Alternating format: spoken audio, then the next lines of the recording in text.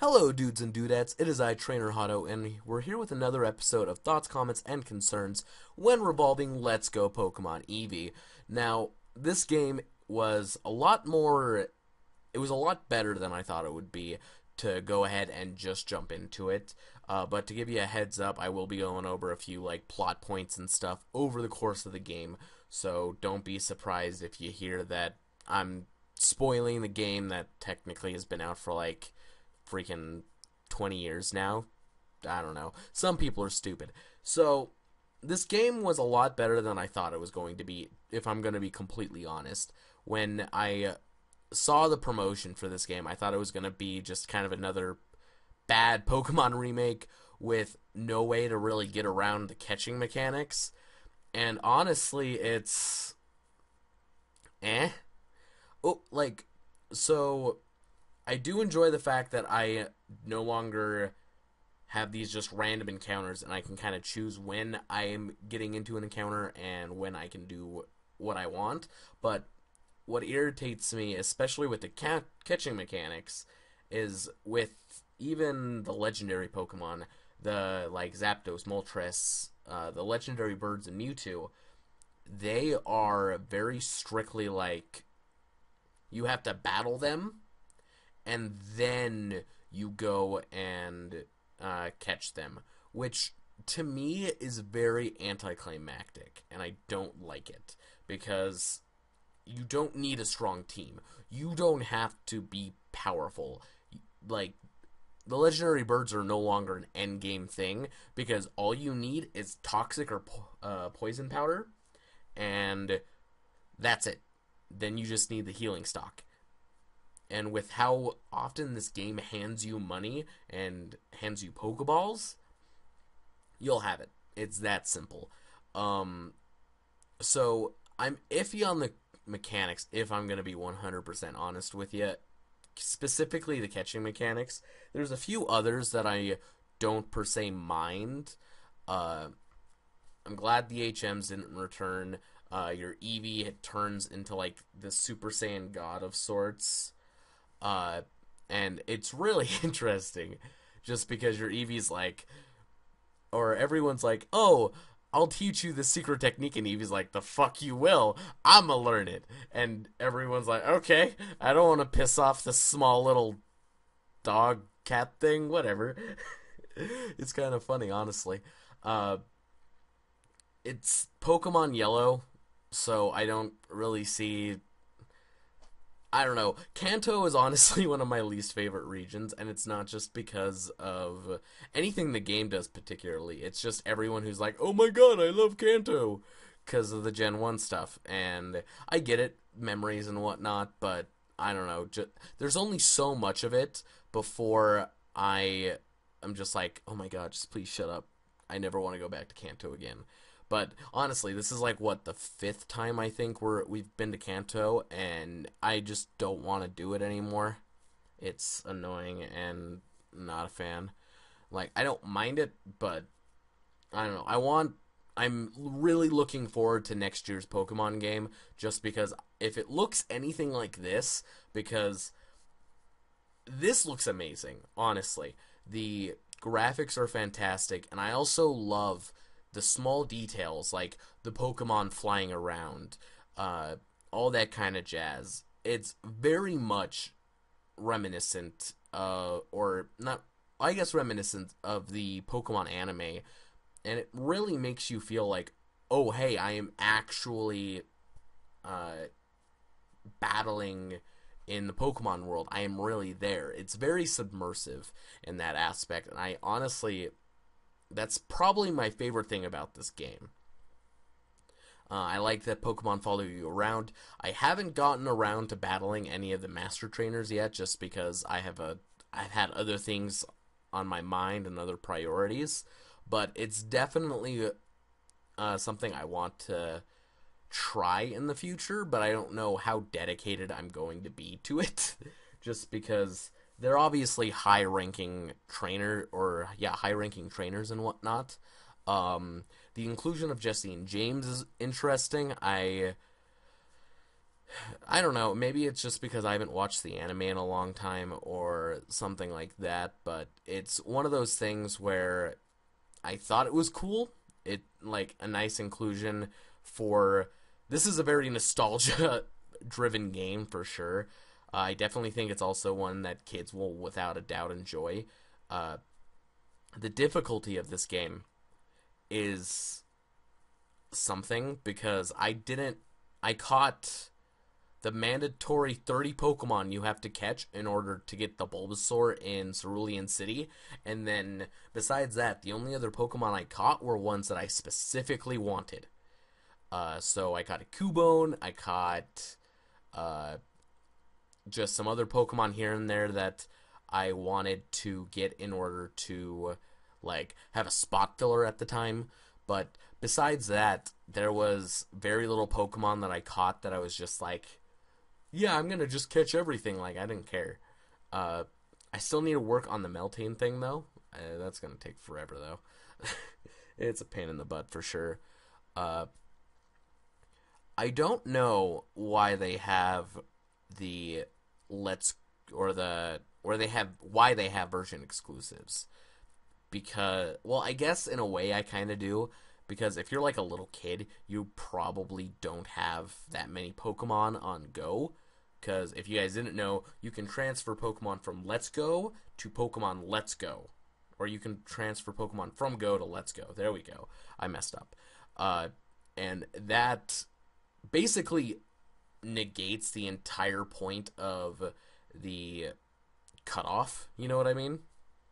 Or the version exclusives because you can get both regardless of getting both copies. And so yeah, it's I don't know why they had version exclusives. I think it's kind of a pain in the butt. I don't see the inherent value as compared to previous games where that made a difference. Just the trading makes it pointless unless like I don't know, did any of the regional Pokemon like Kangaskhan, uh, Mr. Mime and all of them, were they I don't remember. Uh, Moral of the story, though, I don't see the point in version exclusives. I think it's kind of stupid on this part. Um, there are a few other things I wanted to go over. What were they? Um, the I don't like the rival, but that's not new because ever Pokemon have gotten slacking with rivals, and it's kind of upsetting. I did, however, manage to beat this game with like little to no grinding, which is kind of upsetting. But at the same time, it's supposed to be an intro game for people for Pokemon, uh, and so I don't really mind it that much. I think it's fine. It's nifty for people that want to try it. Uh, but yeah, I'm honestly surprised with how much I did enjoy this game compared to what I thought I was going to enjoy. Because looking at all of this, I honestly didn't think it was going to be that much fun. I did enjoy it more than I thought I would, but the way a few things are set up, I'm not a fan of it. A fan of it. I wish I could like speak properly. Uh, the outfits, the customizable stuff is very limited, but I honestly didn't go around looking for all of the outfits either, so I'm not. That one may be just a biased one.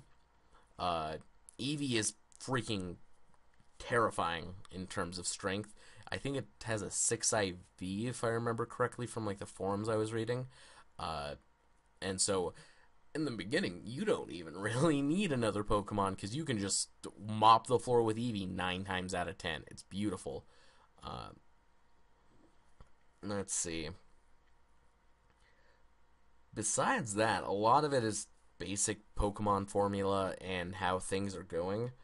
Uh, the Mewtwo fight, I think, was by far the most challenging thing in this entire game. Little kids are going to have one hell of a time. Uh, that was the only time in this entire game that I lost. And I decided I would just cheat and go for the toxic method. Because I'm like, everything I have is getting one shot by this thing. It was Ultra Necrozma all over again. God, Ultra Necrozma is terrifying too. Pokemon has been going savage with these like final boss encounters lately. It's insane. But yeah, besides that, everything else is pretty basic and simple in terms of standard Pokemon stuff. I do enjoy the fact that, like, with the Pokeball Plus, you can take your Pokemon for a stroll with you and end up, like, leveling them up in the process. I didn't know that was part of it. I thought it was just, like, a Mew and a Pokemon Go Plus, essentially, so that was cool. But, yeah, there's just a lot of things with this game where it was definitely more enjoyable than what I thought it was going to be, but it was still kind of what I thought it would be. The fight with Green from the manga was pretty worth it in my opinion. It was endgame. Like, at the end of the game, you get to do this. And that was kind of a bummer, but at the same time, it is kind of worth it because it is a difficult fight. Like, the hardest I've had so far. I need to still do red, but in order to do red, you have to do like 8 elite trainers or something like that, or the Pokemon Masters, and you just have to go back to Viridian City and re-challenge the gym to face Blue, and I haven't done that yet. But yeah, for sure this is something that I would recommend playing if you're new to Pokemon, or if you've done anything like that. But other than that, this Pokemon game is really, it doesn't add anything. I don't see this doing anything for the competitive side of Pokemon for VGC or anything like that. I don't see this game holding its own meta, really. Just because you have very limited Pokemon in order to choose from. You have the original 151, which Mew is blocked by the paywall of owning a Pokeball Plus, and in typical Nintendo fashion, they do not exist right now. And you have the Alolan variants of the Kanto Pokemon, so like Marowak, Exeggutor, and Raichu and whatnot. And yeah, that's basically all the Pokemon you can use, and it's incredibly limiting, and it kind of sucks. I get why it's like that, because this is a remake of Pokemon Yellow, despite how Game Freak is like, it is heavily inspired. Yeah, no, that's bullcrap. So, yeah, that's basically just what it's come down to. I would recommend playing this if, one, you have a kid that is really into Pokemon Go and wants to try getting into the mainline games, because this will help you get into that. Or two, if you are just a die-hard Pokemon fan, because there is a lot of nostalgia to be put into this game, and it's definitely worth it if you put in the time for it. If not, I don't know what else to tell you, my dude. Overall, get it. I think it's worth it if you really like Pokemon. If you're one of those casual guys that will just be like, I'll pick up a Pokemon game every once in a while, I really don't think this is the game for you. Yeah, it's as simple as that.